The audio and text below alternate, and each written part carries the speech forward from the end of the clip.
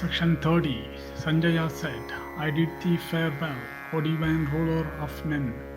I will now depart, O son of Pandu. Let prosperity by thine. I hope I have not carried away by the feelings of my heart, given utterance to anything offensive. I would also bid farewell to Janardhana, to Bhima and Arjuna, to the son of Madri, to Satyaki and to Chekitana, and take my departure. Let peace and happiness be yours. Let all the kings look at me with eyes of affection.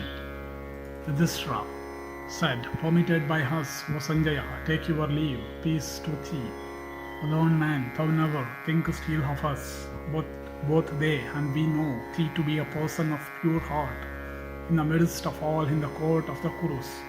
Besides being an ambassador, now, O Sanjaya, thou art faithful, beloved by us, of agreeable speech and excellent conduct, and well affected towards us. Thy mind is never clouded, and even if addressed harshly, thou art never moved to wrath. O Suta, thou never utterest harsh and cutting words, or those that are false or bitter. We know that thy words, free from malice, are always fraught with morality and grave import. Amongst envoys, thou art the most dear to us. Beside thee, there is another who may come here, and that is Vidura. Formerly, we always used to see thee. Thou art indeed a friend to us, as dear as Dhananjaya. Proceeding hence, O Sanjaya, with all speed thou shouldest wait upon those Brahmanas of pure energy, and devoted to study according to the Brahmacharya mode, those namely that are devoted to the study of the Vedas, while leading lives of mendicancy. Those ascetics that habitually dwell in the woods, as also the aged ones of other classes, should all be addressed by thee in my name, O Sanjaya, and then their welfare should be enquired into by thee.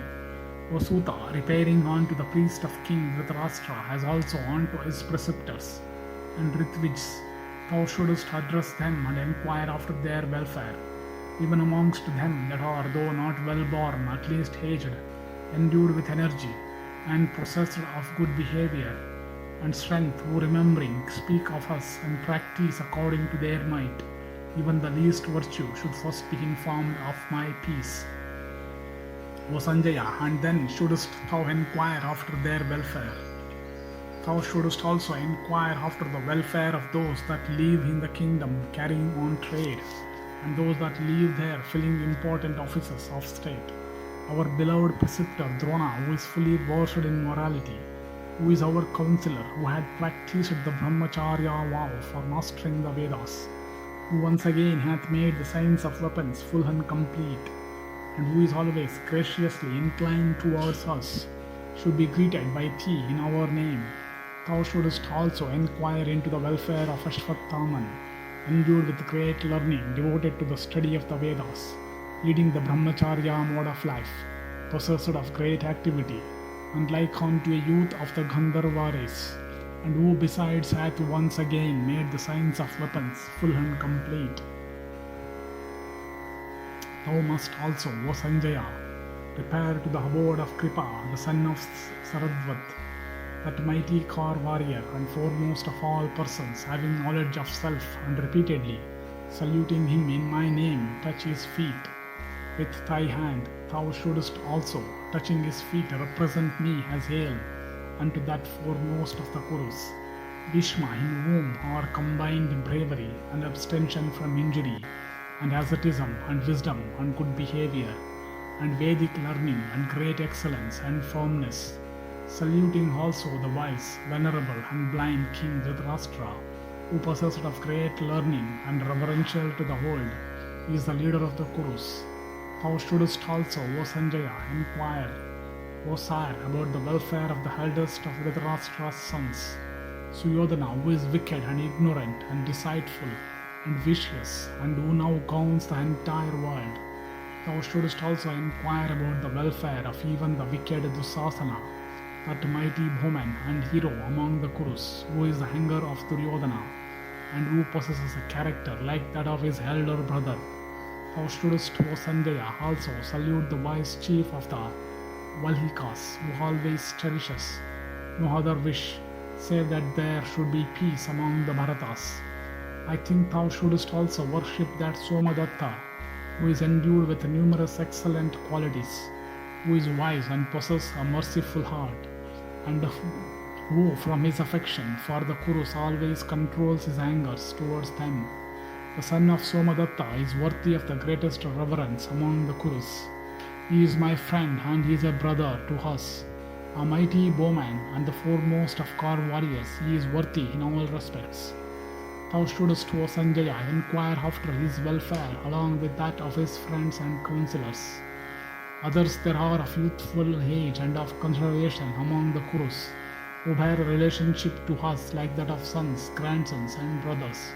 And to each of those thou must speak words which thou mayst consider suitable. Enquiring, O Suta, after his welfare, thou must also enquire about the welfare of those kings that have been assembled by Dhritarashtra's sons for fighting with the Pandavas.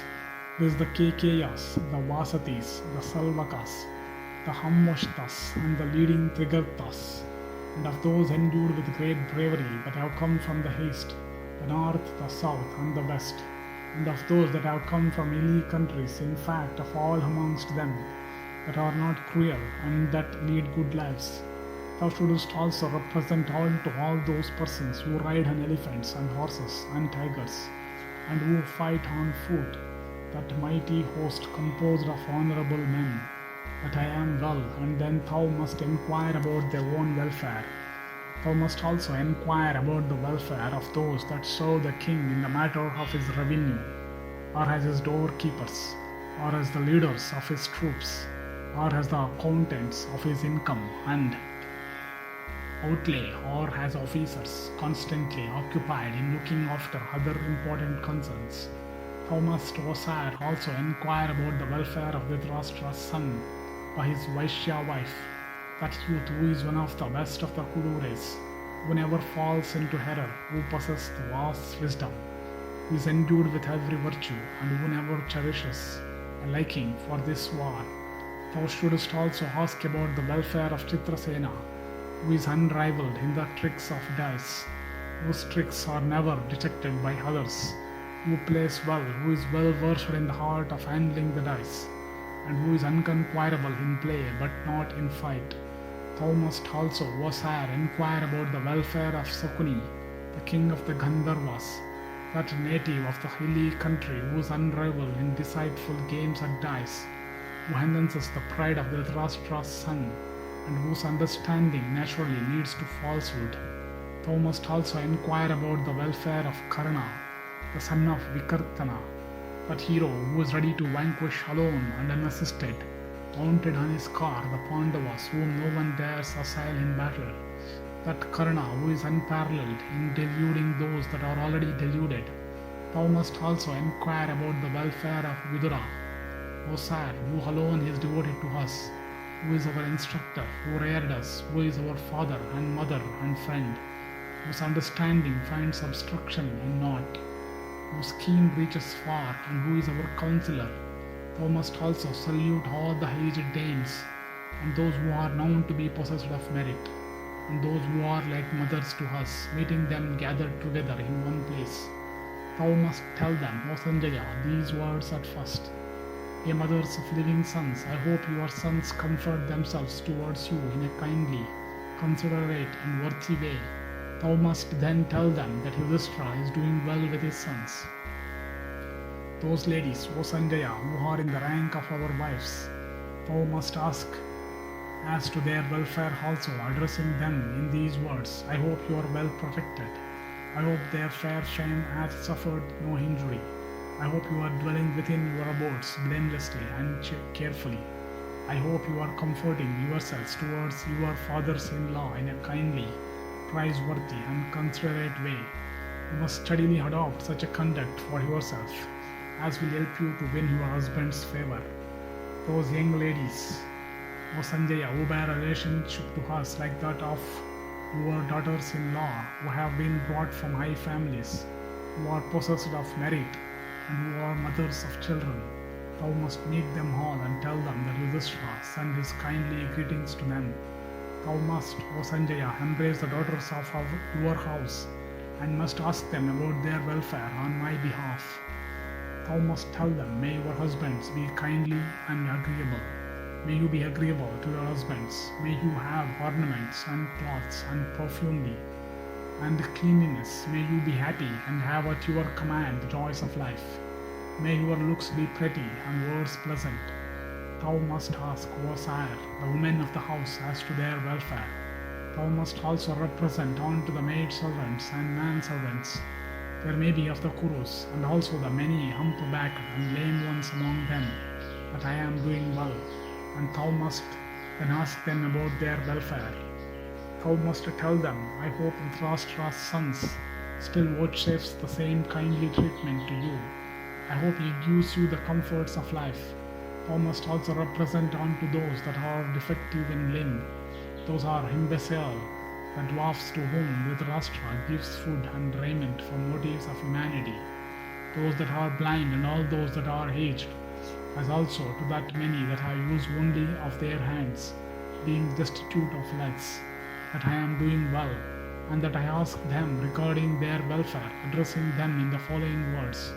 Fear not, nor be dispirited on account of your unhappy lives, so full of suffering.